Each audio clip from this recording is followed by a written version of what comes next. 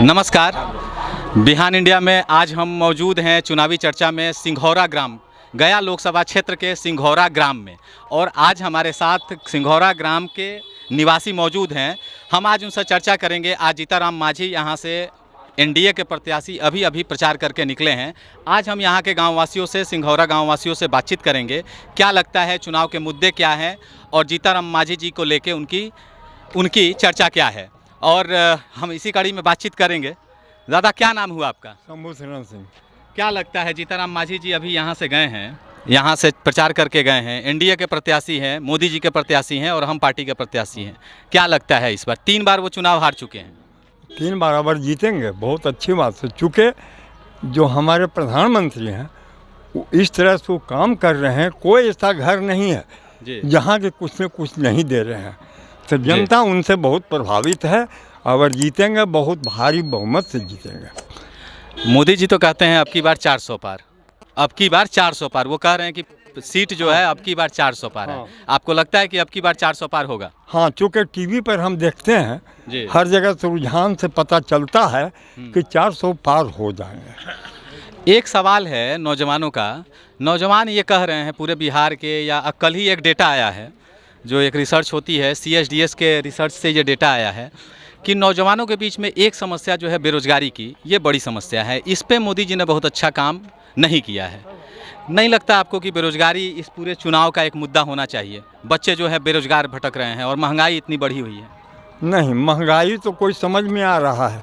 हम और लोग से पूछते हैं कि महंगाई को जो बात करते हैं तो किसी का महंगाई तो कोई नहीं बताते हैं। अब रही बेरोजगारी की बात, तो बेरोजगारी की बात आज के 15 साल पहले से ही, जो टाइम में राजद की सरकार था उस टाइम में टोटल बहाली बंद कर दिए थे। लेकिन दादा जी, ये जो है लोकसभा का चुनाव है, राजद तो कभी लोकसभा में रही नहीं, वो तो वहाँ तो कांग्रेस रही है। हाँ, न उसमें भी थे, यूपी उसमें भी यूपी में रहे थे। जो कि मंत्री थे लालू जी, मंत्री थे लालू जी उस टाइम में। तो बेरोजगारी तो वहाँ से शुरू हुआ और जनसंख्या जो बढ़ते गया, तो जनसंख्या बढ़ते गया। लेकिन 5 साल के अंदर में जैसा कि बताया जा रहा है कि 25,000 लोगों को, 25,000 करोड़ को बेरोजगारी दूर हुआ है। 25,000 करोड़, 25 करोड़ को या 25,000? 25,000 करोड़ दूर हुआ है। रोजगारी कितना आबादी है? हमारी पूरे देश का है, न खाली बिहार की नहीं बात करते हैं। हाँ। पूरे बिहार में बात करते हैं। पूरे देश का भी आबादी कितना है? 25,000 करोड़ का नहीं, 25 करोड़ कर रहे हैं, जो बोल रहे हैं 25 करोड़ जो है, तो यहाँ बेरोजगारी दूर हुआ है। गरीबी दूर, मोदी जी कहते हैं 25 करोड़ जो है गरीबी दूर हुई है। ठीक है, धन्यवाद बात करने के लिए। हम और लोगों से बातचीत करेंगे। क्या लगता है, जीताराम मांझी यहाँ से निकल पाएंगे? 3 बार वो लोकसभा का चुनाव लड़े हैं, लेकिन अब निकल जाएंगे, इसलिए कि मोदी जी के साथ हैं तो निकल जाएंगे। मोदी जी के साथ हैं तो मोदी जी का प्रभाव ही है। अच्छा, कि उसी से इनका मने होगा और उम्मीद किया जा रहा है कि जीताराम मांझी जो हमारे संसद बनने जा रहे हैं वो कुछ काम करेंगे। अच्छा, क्या मुद्दा है यहाँ का लोकल मुद्दा? मतलब हम आ रहे थे तो सड़कों की हालत बड़ी ख़राब थी, और भी चीज़ें हमको लगती है। सड़क तो बना हुआ था ही, लेकिन उस पर चलने उड़ने से कुछ तो खराब होगा। किसान का मुद्दा है। हाँ, कि सबसे बड़ा तो किसान का मुद्दा, हम लोग किसान हैं। तो किसान का ही मुद्दा है। किसान का मुद्दा क्या मुद्दा है? किसान का मुद्दा है कि किसान का कम से कम एग्रीकल्चर लोन जो भी लिए हैं वो कम से कम माफ़ी कर दें। हाँ, और ये जो 2,000 दे रहे हैं उससे क्या मिल रहा है? उससे तो कुछ मिल रहा है नहीं किसान को। ये जो एग्रीकल्चर लोन लिया है यार, थोड़ा सा कृषि माने साधन के लिए थोड़ा सा ध्यान दे वो। हाँ, और क्या यूरिया यहाँ से सम टाइम पर मिलता है जब भी ज़रूरत होती है? दिक्कत हो जाता है कभी कभी।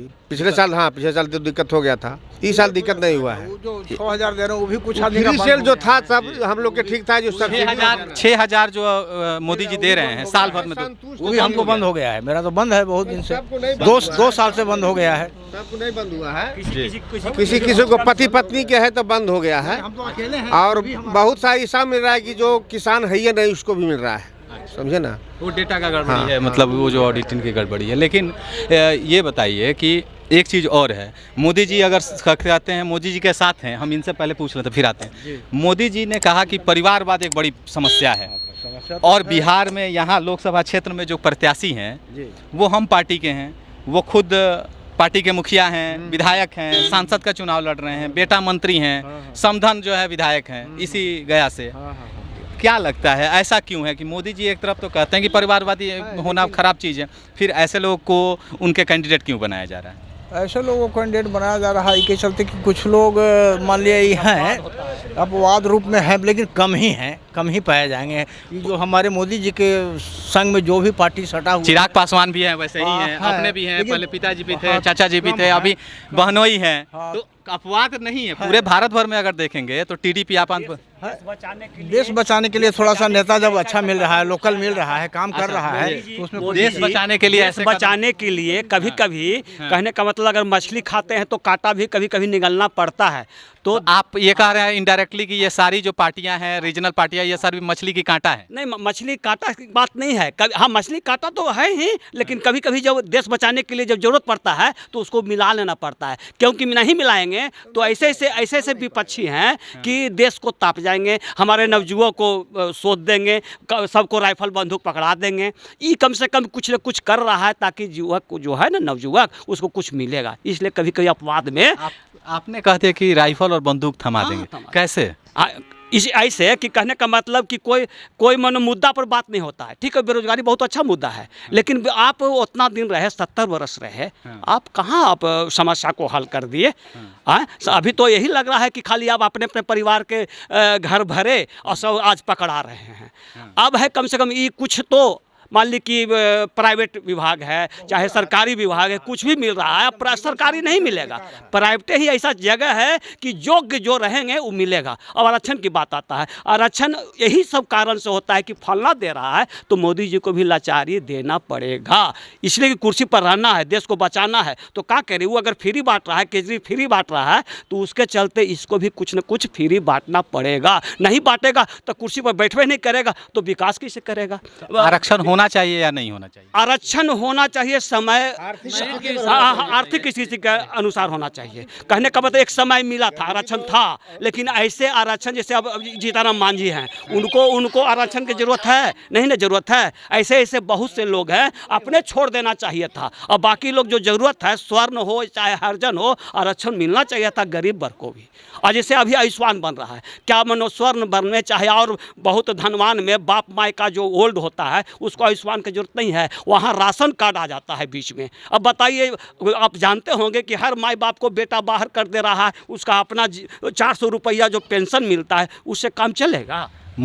इसमें तो कानून बना हुआ है, नीतीश जी ने बनाया है कि माँ बाप की सेवा करना बच्चे का जो है ये है, उसके कर्तव्य है, और उस पर अगर कोई नहीं उठेगा तो उस पर तो कार्रवाई होगी।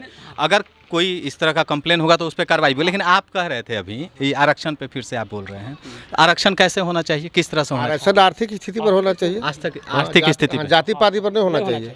अच्छा, तो आरक्षण तो अपर कास्ट जो है उनको भी 10% मोदी जी ने दिया ही। 10% से क्या होगा, 10% क्या होगा? आप लोग खुश नहीं है? जो इकोनॉमिक से खुश नहीं है, इकोनॉमिक्स वीकर सेक्शन को जो आरक्षण अपर कास्ट को मिला हुआ है उससे खुश नहीं। उससे जानते हैं क्या होता है? हॉस्पिटल में आरक्षण के आधार पर ऐसे डॉक्टर आ जाते हैं जो कि पेट में सुइया और धागा छोड़ देते हैं। आरक्षण के अनुसार ऐसा स्टेशन मास्टर बन जाता है कि ट्रेन को टकरा देता है। आरक्षण वहाँ होना चाहिए जहाँ जैसे गरीब है उसको आरक्षण को राशन दे। EWS जो आरक्षण है, economic weaker section upper caste का, तो वो तो गरीबी आर्थिक आधार पे ही तो दिया गया है। हाँ, आर्थिक, अच्छा, उसको आर्थिक आधार पर दिया गया है। और जो आयुष्मान जो बन रहा है वही राशन के आधार पर बन रहा है। तो क्या मनो और लोग में बुजुर्ग लोग बीमार नहीं पड़ता है?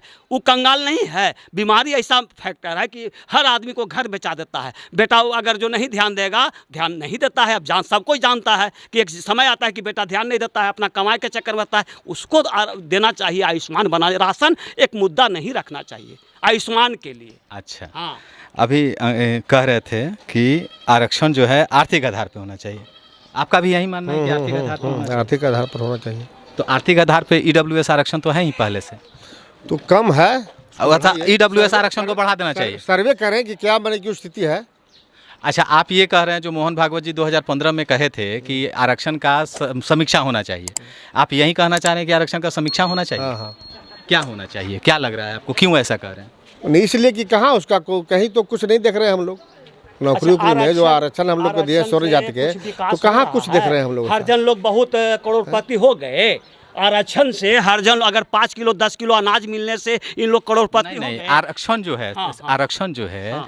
आरक्षण सिर्फ आर्थिक उन्नति के लिए नहीं है, ये सामाजिक और शैक्षणिक उनका जो निचले पायदान पे लोग हैं, जो सबसे अनपढ़ हैं या फिर जो सामाजिक तौर पे जो आप जानते हैं ना, आप तो गांव के, हम भी गांव से रहे हैं, हम भी बिहार से ही हैं, हम भी गांव से हैं, वो जिस जाति के लोग हैं, अनुसूचित जाति हो जनजाति हो, उन लोगों को किस तरह से बिहेव होता है गांव में, तो वो जो उनका सामाजिक तौर पे जो पिछड़ापन था और शैक्षिक तौर पे सब कोई जिसके पास संपत्ति था वहीं पढ़ा ना, कि जिसके पास संपत्ति पहले था, तो इसीलिए इसके लिए दिया गया। तो ठीक है, सरकार को करना चाहिए कि अनाज तो ठीक है पेट भरने के लिए दे दिया, उस घर के बच्चे को उठा के वहाँ पहुँचाना चाहिए जहाँ धनाड़ का बेटा पढ़ रहा है, और उसका सब्सिडी वगैरह जितना फीस है उसको दे, उसको एकदम योग्य बनावे, और उसके बाद आरक्षण उसमें नहीं जाना, उसमें जाना चाहिए कि उसको ले जाए घरे से उठा के उस लड़का को ले जाए और उसको नर्सरी से लेकर ऊपर तक पढ़ाए और योग्य बनाए, डॉक्टर बनाए। कोई आपत्ति नहीं है, एक समाज सुधरेगा। तो आप एक तरफ कहिएगा, अभी आप कह रहे थे कि प्राइवेटाइज होना चाहिए, अभी आप कह रहे थे कि सब चीज़ प्राइवेटाइज होना चाहिए, तो प्राइवेटाइज सब चीज़ हो जाएगा तो फिर आप कैसे सरकार उनको आगे बढ़ाएगी? जैसे पर काहे नहीं, सब सब्सिडी देती है ना सरकार। और अगर आपको हमारा वीडियो पसंद आया हो तो हमारे चैनल को सब्सक्राइब, लाइक, कमेंट, शेयर करना ना भूलें और बेल आइकन दबाना भी ना भूलें। हमारे चैनल को फेसबुक, एक्स और इंस्टाग्राम पर भी जरूर फॉलो कर लें और अपना फुल सपोर्ट दें।